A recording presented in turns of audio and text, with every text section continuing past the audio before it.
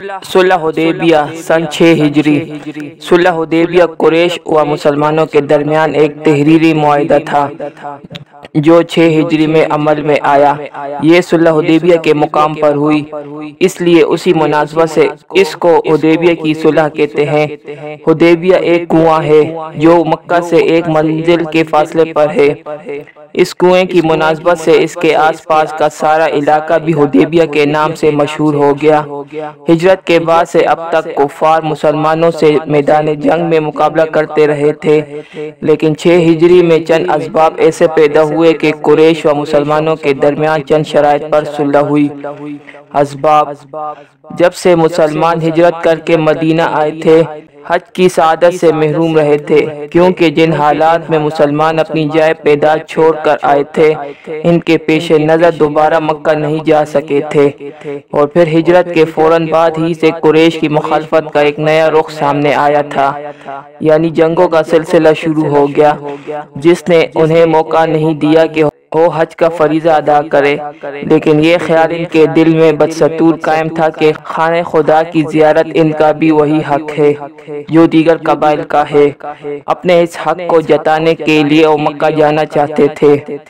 مکہ مہاجرین کی جائے پیدائش تھی، اس سے لگاؤ ایک قدرتی امر تھا۔ اس کی یاد میں ان کے لیے پھانس تھی جو ان کے دل میں بری طرح کھٹکتی تھی۔ اس کے علاوہ اپنے عزیزوں کی یاد بھی دل میں اکثر چٹکیاں لیتی رہتی تھی جو مکہ ہی میں مقیم تھے۔ سن 6 ہجری میں حضور صلی اللہ علیہ وآلہ وسلم کو بشارت ہوئی کہ آپ صلی اللہ علیہ وآلہ وسلم اس سال مسلمانوں کے ہمراہ حج کریں گے۔ یہ بشارت حضور صلی اللہ علیہ وآلہ وسلم اور مسلمانوں کے لیے بہت بڑی خوشخبری تھی۔ ان کی خواہشات کی تکمیل کا موقع تھا، لہٰذا حضور صلی اللہ علیہ وآلہ وسلم کا حکم پاتے ہی تمام مسلمان خوشی و مسرت کے جذبے سے سرشار حضور صلی اللہ علیہ وآلہ وسلم کی قیادت میں حج کی تیاریوں میں مصروف ہو گئے۔ واقعات: حضرت صلی اللہ علیہ وآلہ وسلم 1400 مسلمانوں کو ساتھ لے کر مدینہ سے روانہ ہوئے۔ آپ صلی اللہ علیہ وآلہ وسلم قریش کی عادات سے خوبی واقف تھے، اس خیال سے کہ اتنے لشکر کی آمد کا قریش کوئی اور مطلب نہ سمجھ لے۔ آپ صلی اللہ علیہ وآلہ وسلم نے تمام مسلمانوں کو احرام باندھنے، قربانی کے اونٹ ساتھ لینے اور ہتھیار نہ لے جانے، صرف تلواریں جو سفر کا ایک اہم ہتھیار ہے وہ بھی نیام میں رکھنے کا حکم دیا۔ ان تمام چیزوں سے یہ ظاہر ہو رہا تھا کہ آپ صلی اللہ علیہ وآلہ وسلم تمام مسلمانوں کے ہمراہ حج کرنے کی غرض سے مکہ تشریف لے جا رہے ہیں، لیکن قریش یہ کب گوارا کر سکتے تھے کہ مسلمان اتنی بڑی تعداد میں جمع ہو کر مدینہ سے مکہ میں داخل ہوں۔ حالانکہ وہ اس بات سے بخوبی واقف تھے کہ مسلمانوں کا مقصد حج کرنا ہے، جنگ کرنا نہیں، لیکن انہیں تو مسلمانوں کو ہر راہ میں تنگ کرنا تھا۔ سب نے مل کر یہ طے کیا کہ مسلمانوں کو کسی طرح بھی مکہ میں داخل نہیں ہونے دیں گے، چاہے اس کے لیے جنگ کرنا پڑے، اور اس کے لیے فوری طور پر ایک سوار فوج کا دستہ خالد بن ولید کی سرکردگی میں روانہ کر دیا۔ حضرت صلی اللہ علیہ وآلہ وسلم کو اس دستے کی روانگی کی اطلاع ملی۔ اس وقت تک آپ صلی اللہ علیہ وآلہ وسلم عصفان کے مقام تک پہنچ چکے تھے۔ آپ صلی اللہ علیہ وآلہ وسلم نے آگے بڑھ کر حدیبیہ کے مقام پر قیام کیا۔ قبیلہ خزاعہ کے سردار بدیل بن ورقہ جو مسلمانوں کے حلیف تھے، حدیبیہ کے مقام پر حضرت صلی اللہ علیہ وآلہ وسلم کی خدمت میں حاضر ہوئے اور قریش کے تمام ارادوں سے باخبر کیا کہ وہ آپ صلی اللہ علیہ وآلہ وسلم کو مکہ میں داخل نہیں ہونے دیں گے، اس کے لیے وہ جنگ کے لیے تیار ہے۔ حضور صلی اللہ علیہ وآلہ وسلم نے فرمایا کہ قریش نے جو دستہ روانہ کیا ہے اس سے قریش کے ارادے ہم پر واضح ہو گئے ہیں، لیکن قریش سے جا کر کہہ دو کہ ہم جنگ کے لیے نہیں بلکہ خانہ کعبہ کی زیارت کے لیے آئے ہیں۔ بہتر یہی ہوگا کہ قریش ہم سے ایک معاہدہ کر لے اور اس کی ایک مدت متعین کرے، اس پر ہو اگر راضی نہیں تو اس خدا کی قسم جس کے ہاتھ میں میری جان ہے، میں اس وقت تک لڑوں گا کہ میری گردن الگ ہو جائے، اور خدا کو جو فیصلہ کرنا ہو کر دے۔ بدیل بن ورقہ حضور صلی اللہ علیہ وآلہ وسلم کا یہ پیغام لے کر قریش کے پاس پہنچے۔ قریش کے چند نوجوان اس پیغام کو سننے کے لیے بھی تیار نہ تھے، لیکن بزرگوں کی اجازت سے بدیل نے حضور صلی اللہ علیہ وآلہ وسلم کا پیغام ان تک پہنچا دیا، جسے سن کر عروہ بن مسعود رضی اللہ تعالی عنہ نے قریش سے اس بات کی اجازت لی کہ وہ جا کر حضور صلی اللہ علیہ وآلہ وسلم سے معاملات طے کریں۔ قریش کی اجازت سے عروہ بن مسعود حضور صلی اللہ علیہ وآلہ وسلم کی خدمت میں آئے، لیکن معاملات طے کرنے کے بجائے سخت کلامی پر اتر آئے، جو مسلمانوں کے لیے انتہائی غصے کا باعث تھی، لیکن حضور صلی اللہ علیہ وآلہ وسلم نے انہیں ضبط کرنے کی تلقین کی۔ عروہ بن مسعود گفتگو کر کے واپس چلے گئے، لیکن حضور کریم صلی اللہ علیہ وآلہ وسلم سے مسلمانوں کی عقیدت کا منظر ان کے لیے انتہائی حیرت ناک تھا، جس نے انہیں بہت متاثر کیا۔ عروہ بن مسعود کے آنے سے معاملہ طے نہیں ہوا تھا، اس لیے آپ نے خراش بن امیہ رضی اللہ تعالی عنہ کو معاملات طے کرنے کے لیے قریش کے پاس بھیجا، لیکن قریش نے ان پر حملہ کر کے ان کو لوٹ لیا۔ خراش بن امیہ رضی اللہ تعالی عنہ اپنی جان بچا کر واپس آ گئے، جن کے تعاقب کے لیے قریش کا ایک دستہ مسلمانوں پر حملہ آور ہوا، لیکن گرفتار ہو گیا۔ حضرت صلی اللہ علیہ وآلہ وسلم نے ان کو معاف کر دیا۔ قریش کے لیے یہ حضور کریم صلی اللہ علیہ وآلہ وسلم کے اخلاق کا ایک ثبوت تھا۔ شاید اس کا اثر تھا کہ قریش مصالحت کے لیے تیار ہو گئے۔ بیت رضوان۔ خراش بن امیہ رضی اللہ تعالیٰ عنہ کے واپس آنے کے بعد آپ صلی اللہ علیہ وآلہ وسلم نے حضرت عثمان رضی اللہ تعالیٰ عنہ کا انتخاب کیا کہ وہ جا کر قریش سے مصالحت کی گفتگو کرے۔ حضرت عثمان رضی اللہ تعالیٰ عنہ مکہ پہنچے، لیکن یہاں یہ افواہ پھیلی کہ حضرت عثمان رضی اللہ تعالیٰ عنہ دشمنوں کے ہاتھوں شہید کر دیے گئے۔ اس خبر سے حضور کریم صلی اللہ علیہ وآلہ وسلم کو بہت قلق ہوا، اور حضرت عثمان رضی اللہ تعالیٰ عنہ کے خون کا بدلہ لینے کے لیے آپ صلی اللہ علیہ وآلہ وسلم نے تمام مسلمانوں سے جانثاری کی بیعت لی۔ یہ بیعت تاریخ اسلام میں بیعت رضوان کہلاتی ہے، جو تاریخ کا ایک اہم واقعہ ہے۔ بیعت کے بعد معلوم ہوا کہ یہ افواہ تھی۔ شرائط صلح۔ اس عرصے میں قریش نے سہیل بن عمرو کو اپنی طرف سے سفیر بنا کر بھیجا۔ سہیل اور حضور صلی اللہ علیہ وآلہ وسلم کے درمیان گفتگو ہوئی اور بالآخر چند شرائط پر صلح ہوئی۔ اس سال مسلمان واپس چلے جائیں، اگلے سال آئیں، صرف 3 دن سے زیادہ قیام نہ کریں، اپنے ہتھیار ساتھ نہ لائیں، صرف تلواریں ہوں، وہ بھی نیام میں ہوں۔ جو مسلمان مکہ سے مدینہ جائے اسے واپس کیا جائے، جو مدینہ سے مسلمان مکہ آئے گا اسے واپس نہیں کیا جائے گا۔ تمام قبائل عرب کو یہ آزادی ہوگی کہ وہ فریقین میں سے جس کا چاہے ساتھ دے۔ اس معاہدے کی مدت 10 سال متعین ہوئی۔ اس صلح کی ہر شرط پر اگر غور کیا جائے تو واقعی یہ شرائط مسلمانوں کے لیے تکلیف دہ تھی۔ حضرت صلی اللہ علیہ وآلہ وسلم نے صلح نامہ لکھنے کی خدمت حضرت علی رضی اللہ تعالی عنہ کو سونپی۔ حضرت علی رضی اللہ تعالی عنہ نے شرائط لکھنے سے قبل بسم اللہ الرحمن الرحیم لکھا، لیکن سہیل بن عمرو نے مداخلت کی کہ عرب کے دستور کے مطابق باسمک اللہم لکھے۔ حضرت صلی اللہ علیہ وآلہ وسلم نے حضرت علی رضی اللہ تعالیٰ عنہ کو یہی لکھنے کا حکم دیا۔ اس کے بعد یہ جملہ تھا کہ یہ وہ معاہدہ ہے جو سہیل بن عمرو اور محمد صلی اللہ علیہ وآلہ وسلم کے درمیان طے ہوا۔ محمد صلی اللہ علیہ وآلہ وسلم جب لکھا گیا تو پھر سہیل بن عمرو نے اختلاف کیا کہ ہمارا اور آپ کا اختلاف بھی اسی بات پر ہے کہ اگر ہم محمد صلی اللہ علیہ وآلہ وسلم کو خدا کا رسول مان لیتے تو اختلاف کا کیا سوال تھا، صرف محمد بن عبداللہ لکھا جائے۔ اس شرط کو بھی منظور فرمایا، لیکن حضرت علی رضی اللہ تعالیٰ عنہ کے لیے یہ انتہائی کٹھن مرحلہ تھا کہ آپ صلی اللہ علیہ وآلہ وسلم کا نام اپنے ہاتھ سے مٹا کر صرف محمد بن عبداللہ لکھتے۔ اس لیے آپ صلی اللہ علیہ وآلہ وسلم نے خود اپنے دست مبارک سے صلی اللہ علیہ وآلہ وسلم مٹا دیا۔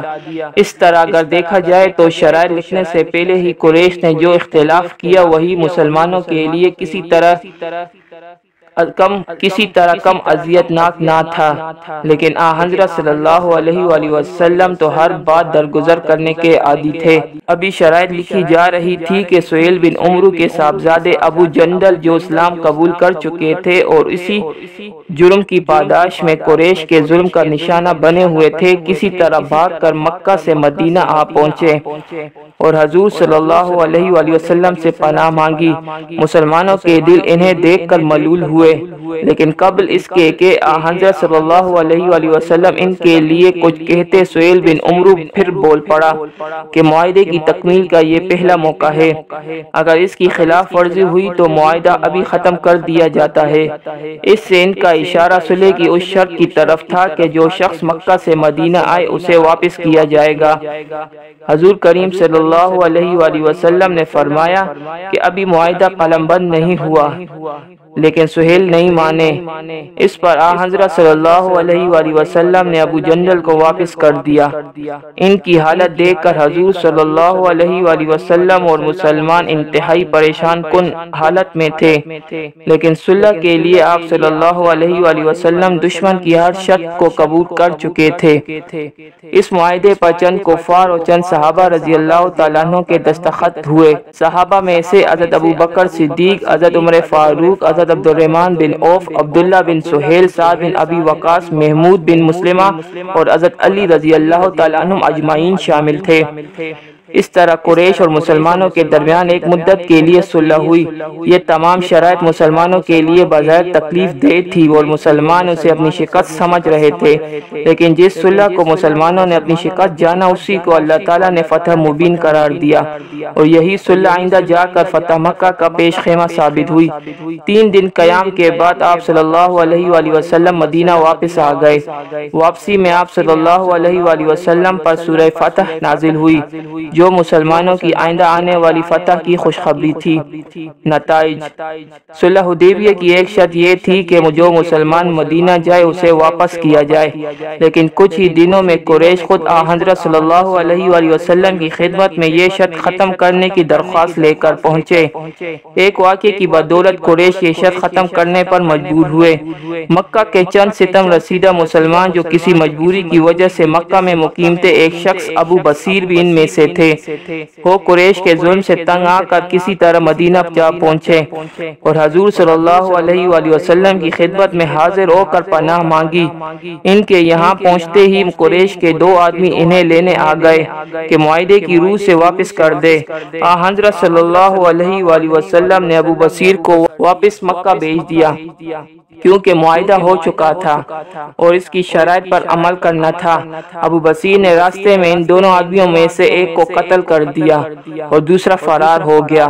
اس کے بعد ابو بصیر شام کے علاقے مقام عیس میں چلے گئے اور وہاں سکونت پذیر ہوئے۔ ان کے وہاں رہنے کی خبر سن کر مکہ کے ستم رسیدہ مسلمان بھی کسی طرح بچ کر ان کے پاس پہنچے، یہاں تک کہ ان کی تعداد 70 کے قریب ہو گئی، یعنی ایک جماعت بن گئی۔ اس جماعت نے قریش کے وہاں سے گزرنے والے تجارتی قافلوں کو لوٹنا شروع کر دیا، جس سے قریش کو انتہائی مشکل کا سامنا کرنا پڑا اور مجبور ہو کر حضرت صلی اللہ علیہ وآلہ وسلم کی خدمت میں حاضر ہوئے اور اس شرط کو ختم کرنے کی درخواست کی۔ اس طرح صلح حدیبیہ کی یہ شرط ختم ہوئی اور تمام مسلمان آزادانہ آنے جانے لگے۔ قریش جس چیز کو مسلمانوں کے حق میں نقصان دہ سمجھتے تھے وہ خود ان کے لیے نقصان کا باعث ہوئی۔ وہ چاہتے تھے کہ چند مسلمانوں کو مکہ میں رکھ کر انہیں اپنے ستم کا نشانہ بنائے، لیکن ابو بصیر کے اس اقدام سے انہیں یہ شرط ختم کرنی پڑی۔ یہ صلح جو بظاہر مسلمانوں کی شکست تھی، آئندہ کامیابی و کامرانی کا پیش خیمہ ثابت ہوئی، یعنی فتح مکہ کا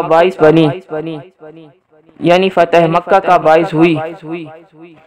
اس کی تفصیل فتح مکہ کے باب میں آئے گی۔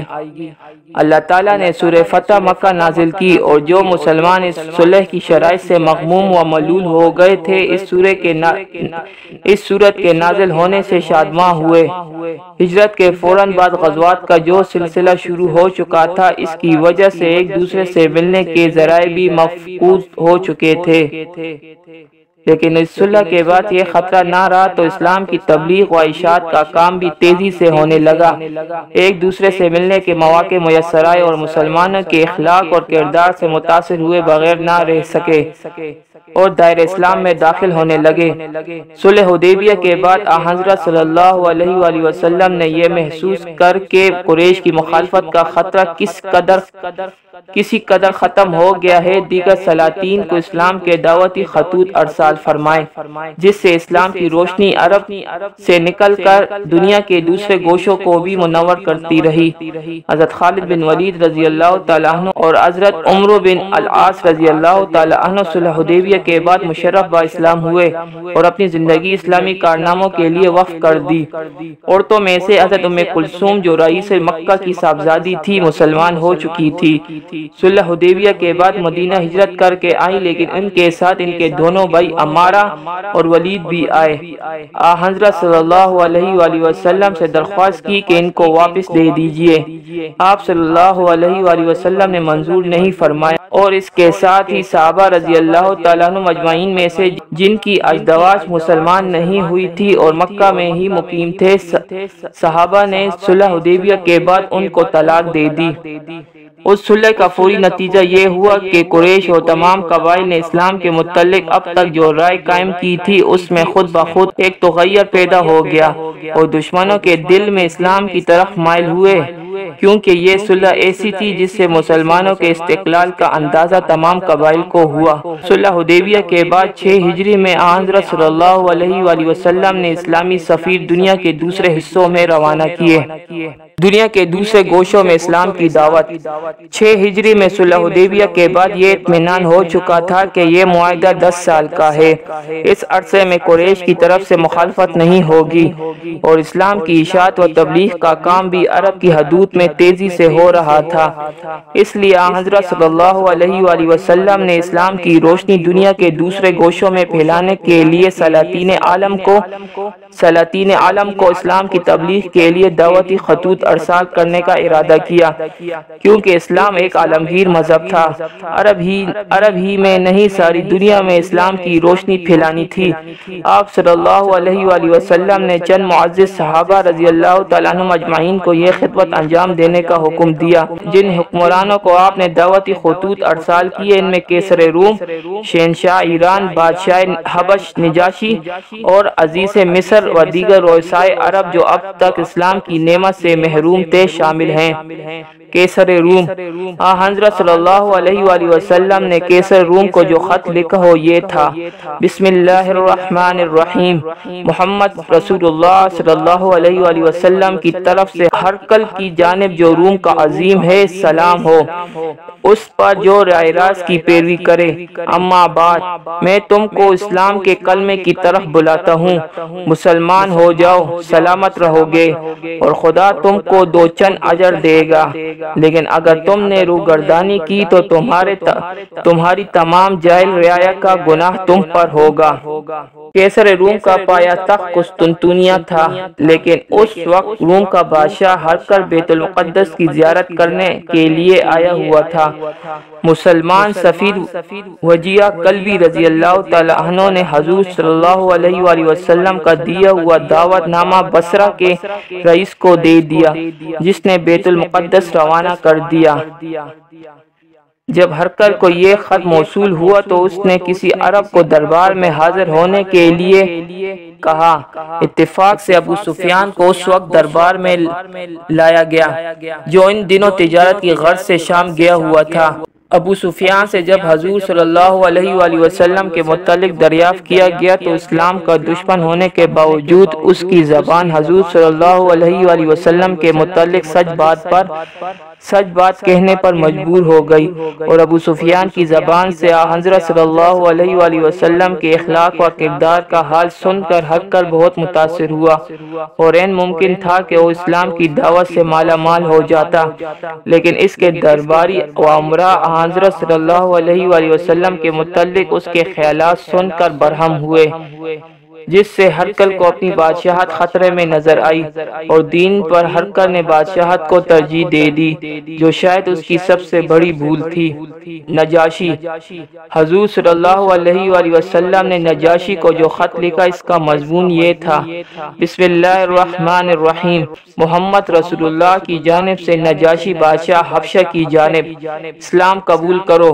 میں تمہاری طرف خدا کی حمد بیچتا ہوں جس کے سوا کوئی معبود نہیں۔ وہ بادشاہ ہے، پاک ہے، سارے عیوب سے سالم ہے، اپنے رسولوں کی تصدیق کرنے والا ہے، اپنے بندوں کو قیامت کے میدان میں امن دینے والا ہے، اور گواہی دیتا ہوں کہ عیسیٰ بن مریم خدا کی روح اور حکم ہے۔ میں تم کو خدائے عزوجل کی طرف بلاتا ہوں۔ میں نے خدا کا حکم پہنچا دیا اور نصیحت کر دی، تو میری نصیحت قبول کرو، اور سلام اس پر جو رائے راست کی پیروی کرے۔ حبش کا بادشاہ نجاشی تھا۔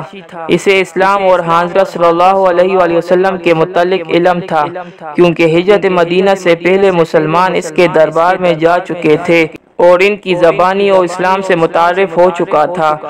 حضرت صلی اللہ علیہ وآلہ وسلم سے مسلمان سفیر عمرو بن امیہ رضی اللہ تعالیٰ عنہ نجاشی کے دربار میں خط لے کر حاضر ہوئے۔ اس خط میں اسلام کے اصولوں کی وضاحت کی گئی تھی۔ اسے پڑھ کر نجاشی نے، جو مسلمانوں کی ہجرت حبشہ کے موقع پر ان سے متاثر ہو چکا تھا، حضرت جعفر رضی اللہ تعالیٰ عنہ جو اس وقت حبشہ میں ہی تھے، ان کے ہاتھ پر اسلام قبول کر کے اس سعادت کو قبول کیا، اور حضرت صلی اللہ علیہ وآلہ وسلم کے خط کا جواب بھی ارسال کیا، جس میں تحریر کیا کہ میں اقرار کرتا ہوں کہ آپ صلی اللہ علیہ وآلہ وسلم خدا کے سچے رسول ہیں۔ آپ صلی اللہ علیہ وآلہ وسلم کے چچا زاد بھائی کے ہاتھ پر جناب کی بیعت کر لی ہے اور جناب کی خدمت میں اپنا فرزند روانہ کر رہا ہوں۔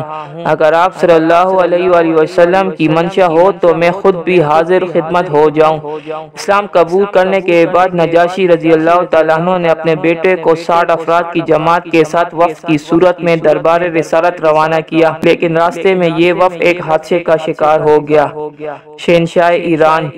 حضور صلی اللہ علیہ وآلہ وسلم نے کسریٰ کو جو اسلام کا دعوت نامہ تحریر فرمایا، اس کا عکس یہ تھا: بسم اللہ الرحمن الرحیم، محمد رسول اللہ کی جانب سے کسریٰ بزرگ فارس کو سلام ہو، اس پر جو رائے راست کی پیروی کرے اور ایمان لائے خدا پر اور خدا کے رسول پر، اور گواہی دے کہ خدا ایک ہے، اس کا کوئی شریک نہیں، اور محمد خدا کے بندے اور رسول ہیں۔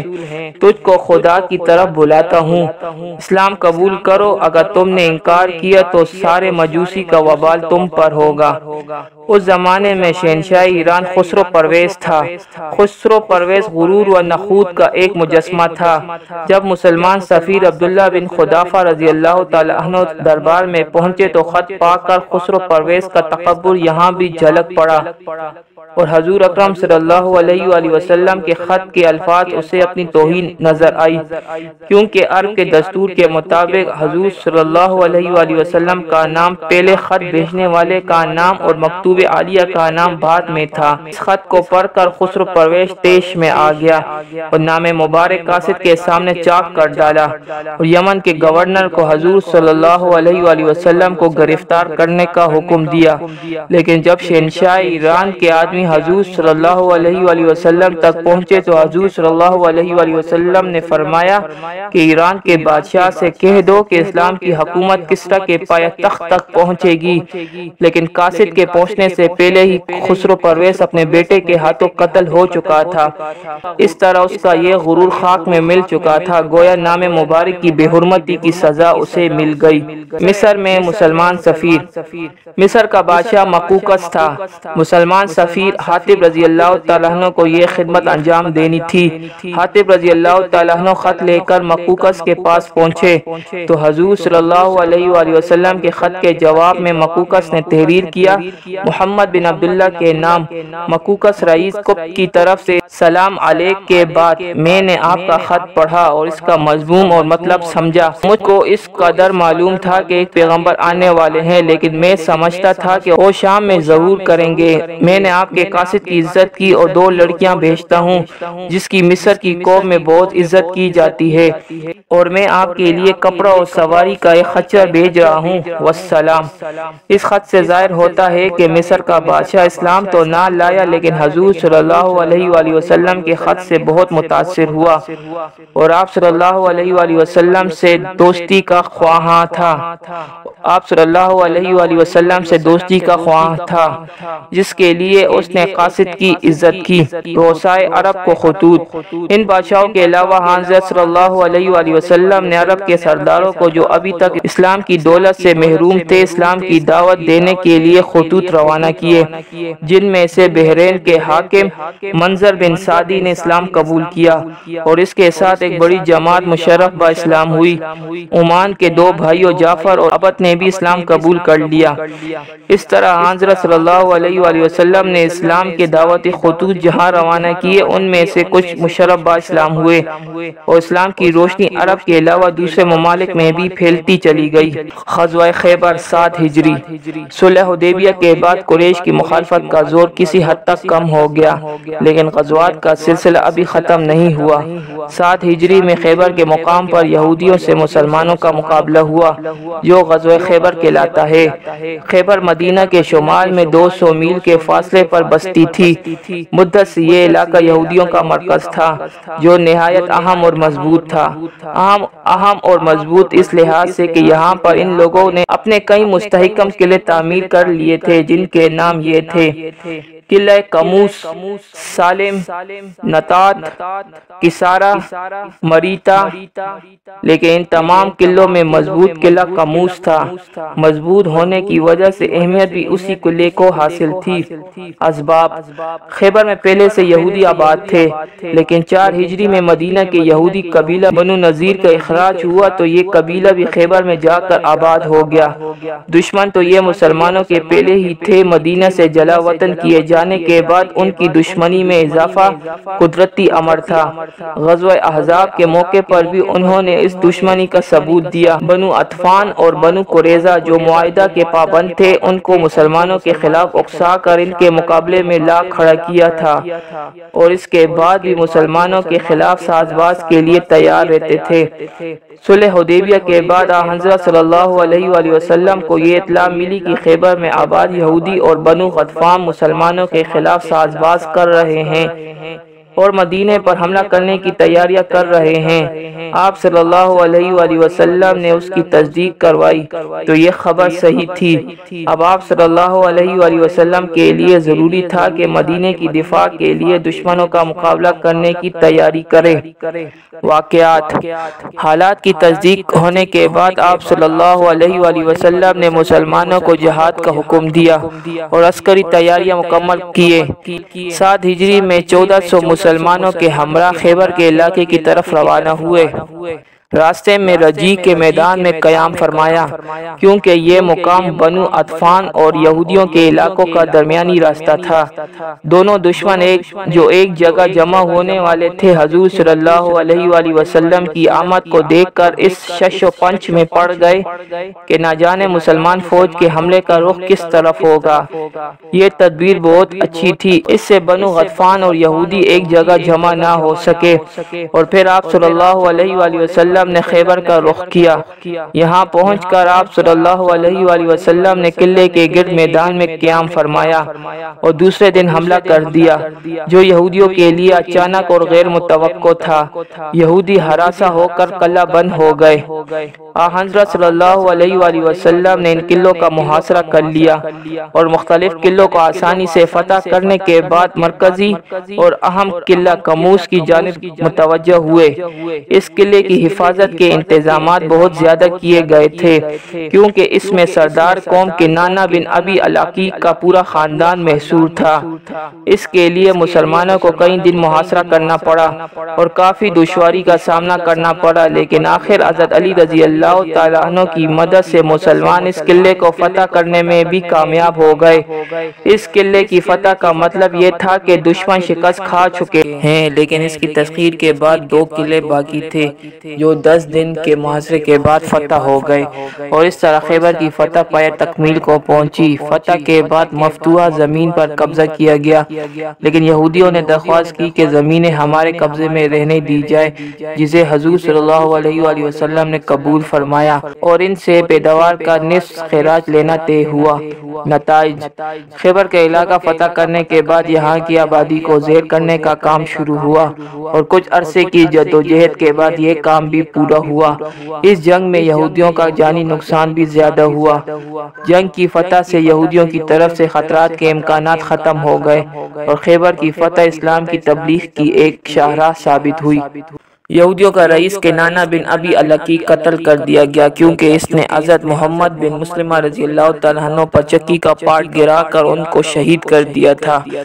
خیبر کی زمین کی پیداوار کو 2 حصوں میں تقسیم کیا گیا۔ اب تک جو غزوات ہوئے تھے وہ مدینے کے دفاع کے لیے ہوئے تھے، لیکن غزوہ خیبر سے یہ علاقہ اسلامی سلطنت میں شامل ہوا اور غیر مسلموں کو اسلامی حکومت کی رعایا بنایا گیا۔ اس جنگ میں بہت سے فقیہ احکام بھی نازل ہوئے، مثلاً پرند حرام کر دیے گئے، درندہ جانور حرام کر دیے گئے، گدھا اور خچر حرام کر دیا گیا۔ فتح مکہ 8 ہجری۔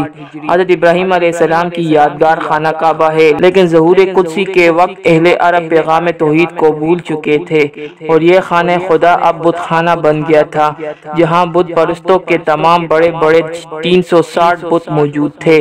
حضرت صلی اللہ علیہ وآلہ وسلم کا مقصد اول پیغام توحید پھیلانا اور خانہ خدا کو ان بتوں سے پاک کرنا تھا، لیکن قریش نے جس طریقے سے مخالفت شروع کر دی تھی، جس کی تفصیل ہمارے پچھلے ویڈیو میں گزر چکی ہے، حضرت صلی اللہ علیہ وآلہ وسلم اس فرض منصبی کو اب تک انجام نہ دے پائے تھے اور اسی مخالفت کی بدولت تمام مسلمانوں اور حضرت صلی اللہ علیہ وآلہ وسلم نے اپنی جائے پیدائش کو چھوڑ دیا اور دیار غیر میں آ بسے تھے۔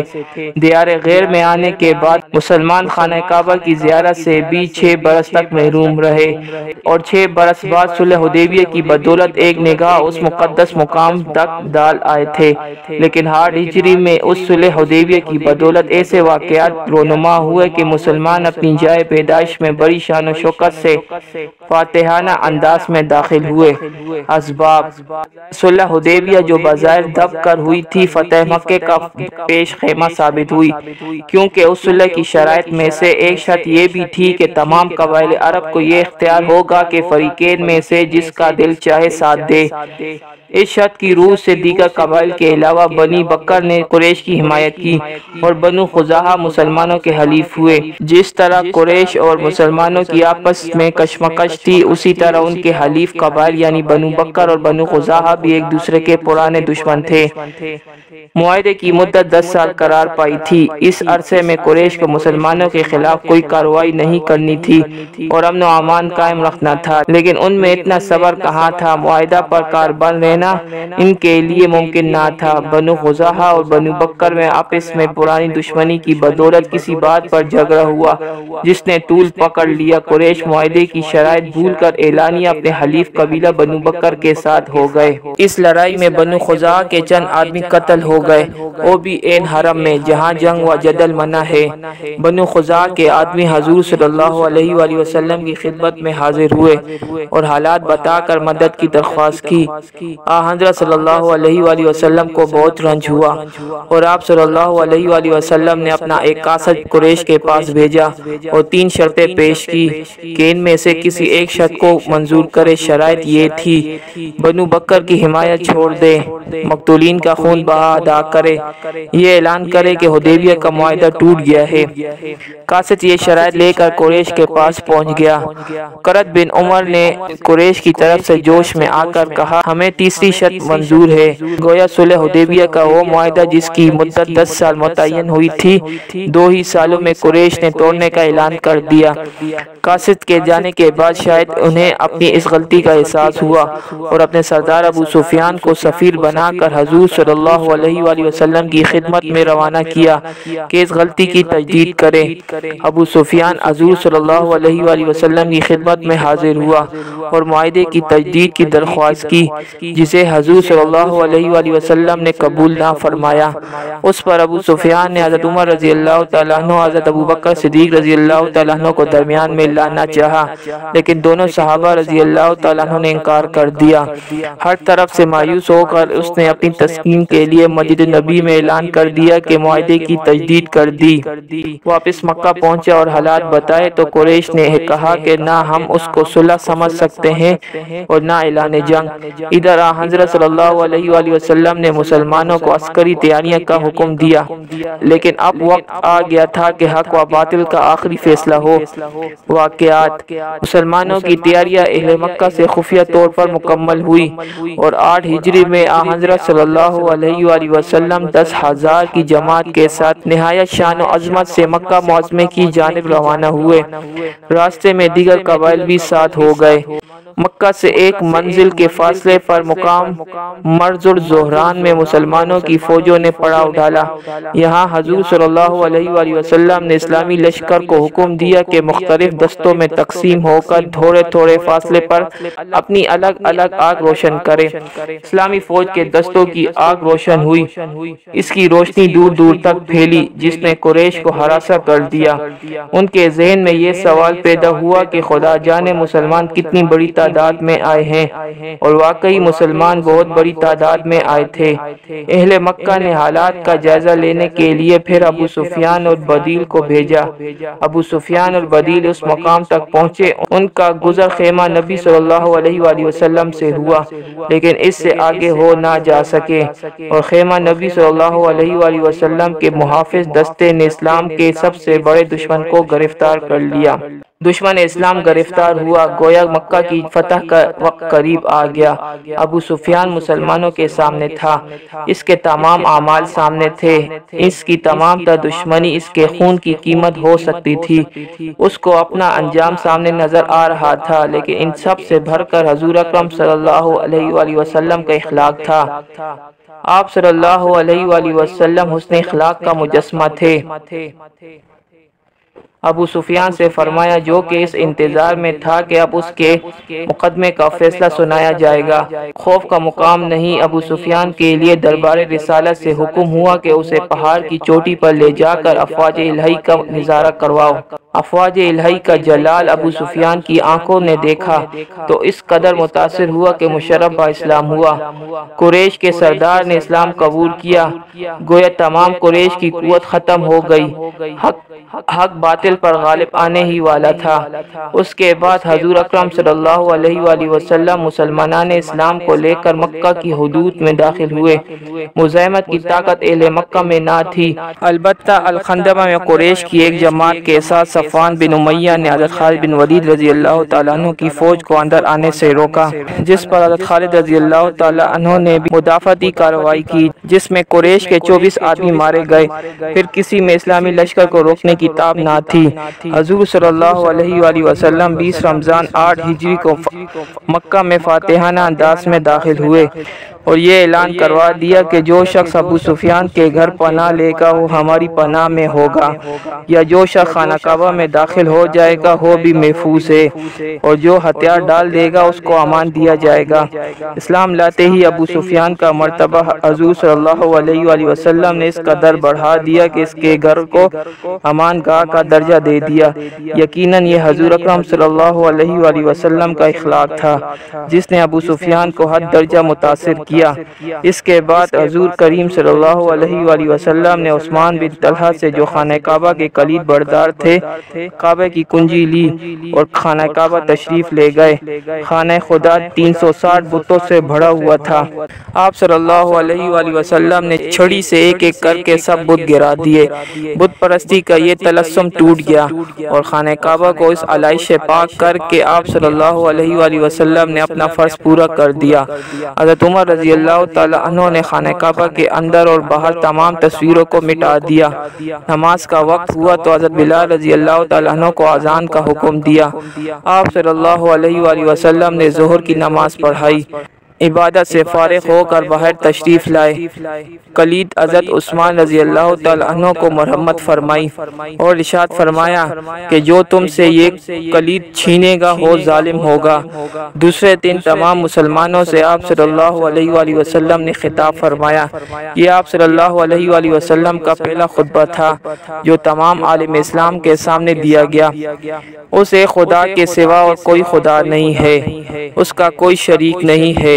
اس نے اپنا وعدہ سچا کیا، اس نے اپنے بندے کی مدد کی اور تمام بتوں کو تنہا توڑ دیا۔ ہاں تمام مفاخر انتقامات خون بہائے قدیم، تمام خون بہا سب میرے قدموں کے نیچے ہیں۔ ایک قوم قریش اب جاہلیت کا غرور اور نسب کا افتخار خدا نے مٹا دیا۔ تمام لوگ آدم کی نسل سے ہیں اور آدم مٹی سے بنے ہیں۔ خطبے کے بعد آپ صلی اللہ علیہ وآلہ وسلم نے نظر اٹھائی، دیکھا تو تمام قریش سامنے تھے۔ ان میں وہ لوگ بھی شامل تھے جو اسلام کو مٹانے میں سب سے آگے رہتے تھے، وہ بھی تھے جو مسلمانوں کو اسلام لانے کے جرم میں سزا دیتے تھے، وہ بھی تھے جو حضور صلی اللہ علیہ وآلہ وسلم کی شان میں گستاخی کرتے تھے، وہ بھی تھے جو اسلام کی راہ میں کانٹے بچھاتے تھے، وہ بھی تھے جنہوں نے مسلمانوں کو جائے پیدائش چھوڑنے پر مجبور کیا تھا، اور وہ لوگ بھی اسی دربار میں تھے جنہوں نے حضور صلی اللہ علیہ وآلہ وسلم کے قتل کا منصوبہ بنایا تھا۔ غرض تمام لوگ اسلام کے تمام پرانے رقیب اب دربار رسالت میں موجود تھے اور اپنے مقدمے کے فیصلے کا انتظار کر رہے تھے۔ ان کے اعمال خود ان کی نظروں کے سامنے گھوم رہے تھے، لیکن حضور صلی اللہ علیہ وآلہ وسلم نے ان کے حق میں جو فیصلہ سنایا وہ یہ تھا، آج کے دن تم پر کوئی ملامت نہیں، جاؤ تم سب آزاد ہو۔ یہ تھا ہمارے حضور صلی اللہ علیہ وآلہ وسلم کا دشمنوں کے حق میں فیصلہ، جو عفو درگزر کی ایک زندہ مثال ہے۔ اس کے بعد آپ صلی اللہ علیہ وآلہ وسلم صفا کے مقام پر تشریف لے گئے اور ایک اونچے مقام پر قیام فرمایا۔ یہاں اہل مکہ حضور صلی اللہ علیہ وآلہ وسلم کے ہاتھ پر بیعت کرنے کے لیے آنے لگے اور اس طرح اسلام کی دولت سے مالا مال ہوئے۔ نتائج: فتح مکہ کے بعد اسلام کے راستے میں تبلیغ کی یہ آخری رکاوٹ بھی دور ہو گئی۔ سب سے بڑے اسلام دشمن مشرف با اسلام ہوئے۔ فتح مکہ کے موقع پر حضرت صلی اللہ علیہ وآلہ وسلم کے بے مثال حسن سلوک نے قریش کو اس قدر متاثر کیا کہ وہ سب اسلام کی دولت سے مالا مال ہوئے۔ مختلف اطراف سے بھی وفد مدینہ حضور صلی اللہ علیہ وآلہ وسلم کی خدمت میں حاضر ہوئے اور اسلام قبول کیا، کیونکہ قریش کعبہ کے متولی ہونے کی وجہ سے سارے عرب کے مذہبی رہنما تھے۔ دیگر قبائل ان کی رہنمائی حاصل کرنے کے لیے ان کے نقش قدم پر چلنا چاہتے تھے۔ ان کے قبول اسلام سے ان کو بھی موقع ملا اور مدینہ میں جا کر مشرف با اسلام ہوئے۔ جس سال مکہ فتح ہوا وہ سال عالم الوفود کہلاتا ہے۔ مسلمان اپنی جائے پیدائش سے بڑی بے سر و سامانی کی حالت میں نکلے تھے، لیکن اب نہایت فاتحانہ انداز میں داخل ہوئے، جو ان کے لیے بہت بڑی خوشی تھی۔ عرب جو بت پرستی کا سب سے بڑا مرکز تھا، وہاں سے شیطان مایوس ہو گیا۔ اب اس سرزمین پر سوائے خدائے ذوالجلال کے کسی کو سجدہ نہیں کیا جائے گا۔